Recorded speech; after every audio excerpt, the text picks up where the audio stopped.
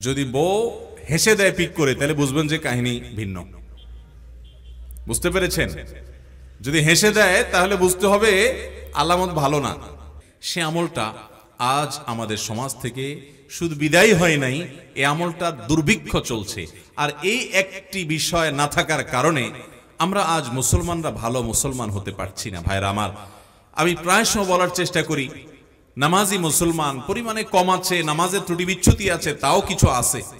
রোজাদার মুসলমান আছে, ভুল ত্রুটি সহকারে হলেও রোজা রাখে কম বেশি আমাদের দেশে মানুষ, সারা দুনিয়াতে। কিন্তু যেই জিনিসটার সবচেয়ে বেশি অভাব সেটা হলো এটি, আর সেটি হলো বান্দার সুন্দর আচরণ, আখলাক। এটা মিজানের পাল্লা সবচেয়ে বেশি ওয়েটফুল আমল হবে।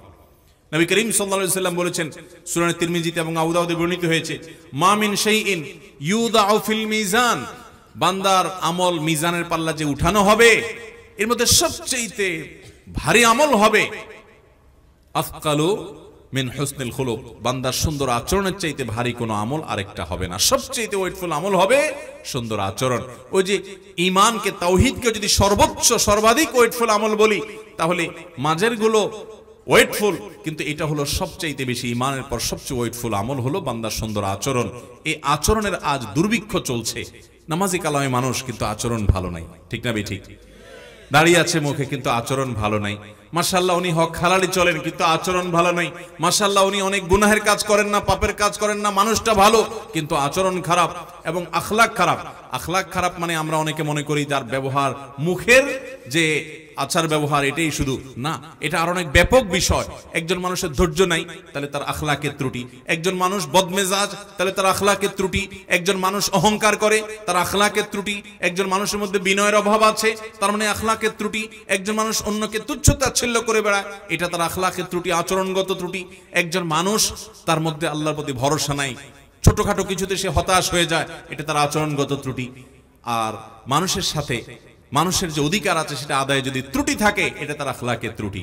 আখলাকটাকে যে যত সুন্দর করবে তার দ্বারা কারোর কোনো অধিকার নষ্ট হবে না। প্রতিবেশী তার উপরে খুশি, বন্ধু বান্ধব তার উপরে সন্তুষ্ট, আশেপাশের লোকজন তার উপরে সন্তুষ্ট, আত্মীয় স্বজন তার উপরে সন্তুষ্ট, বাড়ির প্রতিবেশী, বাড়ির লোকজন তার উপরে সন্তুষ্ট, সবাই তার উপরে সন্তুষ্ট তার আচরণের কারণে। যে লোকটার আচরণটা ভালো তার দ্বারা কেউ কষ্ট পায় না, আঘাত পায় না। এইরকম শোনার মানুষ আজ বড় অভাবের আমাদের সমাজে। ভাইরা, এই মুসলমানের দাম আল্লাহর কাছে অনেক বেশি। আল্লাহ তাআলা আমাদের আখলাকগুলোকে সুন্দর করার তৌফিক দান করুন। এই হাদিসের শেষ অংশে নবী সাল্লাল্লাহু আলাইহি ওয়াসাল্লাম বলেছেন, ওয়াইন্না সাহাবা হুসনুল খুলুক, আর সুন্দর আচরণওয়ালা মানুষটা লা ইয়াবলুগু বিহি দারাজাতা সাহিবিস সাওমি ওয়াস সালাহ, এই ব্যক্তির এই আচরণটার কারণে নফল নামাজ, নফল রোজা দিয়ে আমলনামা পরিপূর্ণ করে ফেলেছে, ওই লোকের সমপরিমাণ সওয়াব পেতে পারে, তার সমমর্যাদায় চলে যেতে পারে। নফল নামাজ আর নফল রোজা এত নাই, কিন্তু আখলাকটা ভালো আছে, আখলাক দিয়া শুধুমাত্র সে ওই নামাজি এবং রোজাদারের সমপর্যায়ে হয়ে যেতে পারে। অতএব আমাদের আখলাকগুলোকে ভালো করবো তো ইনশাআল্লাহ। নিজের স্ত্রীর সাথে সর্বোচ্চ সুন্দর ব্যবহার করতে হবে। ভাইরা, আল্লাহ বলেছেন ওয়াশিরুহুন্না বিল মারুফ, তাদের সাথে সুন্দর আচরণ করো। আমাদের অনেক ভাইরা আছেন বাহিরে অনেক ভালো, কাস্টমারের সাথে ভালো, ক্লায়েন্টের সাথে ভালো, পরিচিত অপরিচিত মানুষের সাথে ভালো, কিন্তু নিজের স্ত্রীর সাথে যাতা আচরণ, বদরাগ আছে না নাই? বেচারের উপরে যত রকমের টর্চার, অবিচার, গালমন্দ, বাজে কথা, ঘরে ঘরে। অনেক লোক আছে বাহিরে অনেক সভ্য ভদ্র, ওনাকে মানুষ অনেক ভালো জানে, কিন্তু ওনার বউ জানে ওনার চরিত্রের হাল কি, ঠিক কি না? এই জন্য নবী করিম সাল্লাল্লাহু আলাইহি ওয়াসাল্লাম বলেছেন যে খায়রুকুম খায়রুকুম লি আহলি ওয়া আনা খায়রুকুম লি আহলি, তিনি বলেছেন তোমাদের মধ্যে সবচেয়ে ভালো মানুষ কে? এই মাহফিলের মধ্যে সবচেয়ে ভালো মানুষ কে?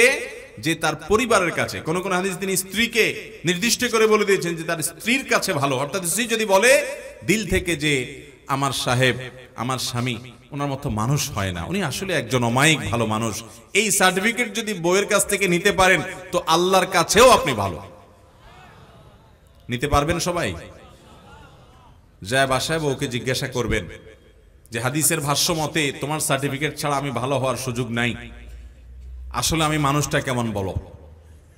যদি বউ হেসে দেয় পিক করে তাহলে বুঝবেন যে কাহিনী ভিন্ন। বুঝতে পেরেছেন? যদি হেসে দেয় তাহলে বুঝতে হবে আলামত ভালো না। অতএব স্ত্রীর কাছে ভালো হওয়ার জন্য নিজের আচরণটাকে সুন্দর করার চেষ্টা করতে হবে ইনশাআল্লাহ। অনেক মানুষ আছে এই জায়গা ধরা খেয়ে যাবে। নবী করিম সাল্লাল্লাহু আলাইহি সাল্লাম বলেছেন কিন্তু ওয়া আনা খায়রুকুম লি আহলি, তোমাদের মধ্যে স্ত্রীর কাছে সবচেয়ে ভালো অমায়িক মানুষ তোমরা যে যতজন আছো, নবীজি বলেছেন আমি তোমাদের মধ্যে স্ত্রীর কাছে, পরিবারের কাছে সবচেয়ে ভালো। অতএব এই গুণটা অর্জন করার চেষ্টা করবেন তো ইনশাআল্লাহ। আজ থেকে বউয়ের সাথে কোনো খারাপ আচরণ করা যাবে, রাগারাগি করে বাজে কথা বলা যাবে। ভাইরা আমার, এই জিনিসটা আমরা অনেকে আমাদের অধিকার মনে করি যে আমার বিবাহিত স্ত্রী, অতএব তার সাথে রাগ না করলে আর কার সাথে করব। দুনিয়ার সবচেয়ে বেশি দুরাচরণ তার সাথে করা হয়, অথচ বেশি আচরণ মা বাবার পর সবচেয়ে ভালো আচরণ পাওয়ার হকদার হলো আপনার স্ত্রী। ঠিক না বে ঠিক? অতএব আমরা আমাদের স্ত্রী তাদের সাথে সদাচরণ করব। আমাদের বোনরা যারা শুনছেন, আপনাদেরও বলছি, আপনারা আপনাদের স্বামীর সাথে সদাচরণ করবেন। এই হাদিস শুনে শুধুমাত্র পুরুষদেরকে ধরবেন না যে হুজুর বলছে আমার সাথে সদাচরণ করতে, আর আপনি নিজে উল্টাপাল্টা করবেন, তা হবে না। স্বামী হয়ে যদি উনি সদাচরণ করতে হয়, তাহলে আপনার কর্তব্য আরো কত বেশি। আল্লাহ তাআলা আমাদের সবাইকে এই উন্নত আখলাক এবং চরিত্র এটা অর্জন করার তৌফিক দান করুন। চেষ্টা করব তো ইনশাআল্লাহ। আমি 5টা আমল আবারও বলছি। 1 নম্বর হলো লা ইলাহা ইল্লাল্লাহ, এর বিশ্বাসকে অন্তরে খুব ভালোভাবে বদ্ধমূল করা, শিরক থেকে নিজেকে পরিচ্ছন্ন করা, লা ইলাহা ইল্লাল্লাহ জিকির বেশি বেশি পাঠ করা। এটা মিজানের পাল্লায় আমাদের নেক আমলকে অনেক বেশি ওজনদার এবং ভারী করবে ইনশাআল্লাহ।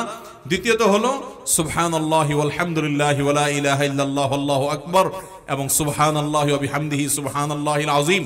এই বাক্যগুলো আমাদের আমল নামাকে অনেক বেশি ভারী করবে, নেক আমল নামাকে।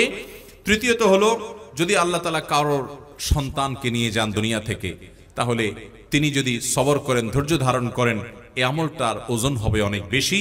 চতুর্থত হলো জানাজার সালাত আদায় করার পর, সালাত যেরকম আদায় করা একটা ইবাদত, লাশের পেছনে পেছনে কবরস্থান পর্যন্ত যাওয়া আরেকটা ইবাদত। এই দুটি আমলের ওজন হবে উহুদ পাহাড়ের সমপরিমাণের চাইতে, ওজনের চাইতে আরো বেশি। তার মানে এটার ওজন হবে অনেক বেশি এবং অনেক ভারী আমল এটি। আর 5 নম্বর, ইমানের পর সবচেয়ে গুরুত্বপূর্ণ যেটি এই ক্ষেত্রে, অর্থাৎ ওজনদার আমলের ক্ষেত্রে, সেটি হলো ভাইয়েরা আমাদের আচরণগুলো। এই আচরণওয়ালা মানুষ, আখলাকওয়ালা মানুষ আজকাল পাওয়া যায় না। সব আমাদের আচরণগুলো থেকে দুর্গন্ধ ছড়ায়। আমাদের নবী করিম সাল্লাল্লাহু আলাইহি সাল্লাম এত সুন্দর আচরণকারী ছিলেন যে তার আচরণ দ্বারা কেউ কোনোদিন আঘাতপ্রাপ্ত হয় নাই, কেউ কোনোদিন কষ্ট পায় নাই, কারোর অধিকার কখনো নষ্ট করে নাই, কারোর প্রতি আঘাত কখনো, আক্রমণ কখনো করেন নাই, কোনোদিন কোনো গালমন্দ করেন নাই। অথচ আমরা অনেকে আছি সারা দিন গালমন্দের মধ্যেই থাকি। আছে না নাই ভাই? আল্লাহ আমাদের আখলাকগুলোকে সুন্দর করার তৌফিক দান করুন। সবাই চেষ্টা করবো তো ইনশাআল্লাহ আখলাক সুন্দর করার জন্য। যারা সুন্দর আচরণকারী ভদ্র মানুষ, তাদের সাথে বেশি বেশি উঠা বসা করবেন। আরেকটা দোয়া আছে, নবী সাল্লাল্লাহু আলাইহি ওয়াসাল্লাম শিক্ষা দিয়েছেন, আল্লাহুম্মা হদিনি লি আহসানিল আখলাক, আল্লাহ আমার আখলাককে, সুন্দর আখলাকের পথে আমাকে পরিচালিত করেন। ফা ইন্নাহু লা ইয়াহদি লি আহসানিহা ইল্লা আন্ত, কারণ আপনি ছাড়া কেউ সুন্দর আখলাকের পথ দেখাতে পারবে না। ওয়াসরিফ আন্নি সাইয়্যাহা, আল্লাহ দুরাচরণ এবং খারাপ চরিত্র, বাজে গুণ, আচরণগত ত্রুটি থেকে আমাকে হেফাজত করেন। ফাইন্নাহু ওয়ালা ইয়াসরিফ আন্নি সাইয়্যাহা ইল্লা আন্ত, কারণ এই খারাপ আচরণ থেকে আপনি ছাড়া কেউ রক্ষা করতে পারবে না। আল্লাহ রাব্বুল আলামিন কিয়ামতের ভয়াবহ দিনে আমাদেরকে বেশি থেকে বেশি নেক আমলগুলো বেশি বেশি করে এবং কোয়ালিটিফুল আমল করে আমাদের নেক আমলের পাল্লাকে ওজন করে নিয়ে দুনিয়া থেকে যাওয়ার তৌফিক দান করুন। আখিরাতে শেষ হাসি হাসবার তৌফিক আমাদের সকলকে দান করুন। এই মাহফিলে যেরকম সমবেত হয়েছি, জান্নাতুল ফেরদাউসের আঙ্গিনায় আরশে আজিমের মালিক আমাদের সবাইকে এরকম সমবেত হওয়ার, একত্র হওয়ার তৌফিক দান করুন। আমিন। ওয়া আখিরু দাওয়ানা আলহামদুলিল্লাহি রাব্বিল আলামিন।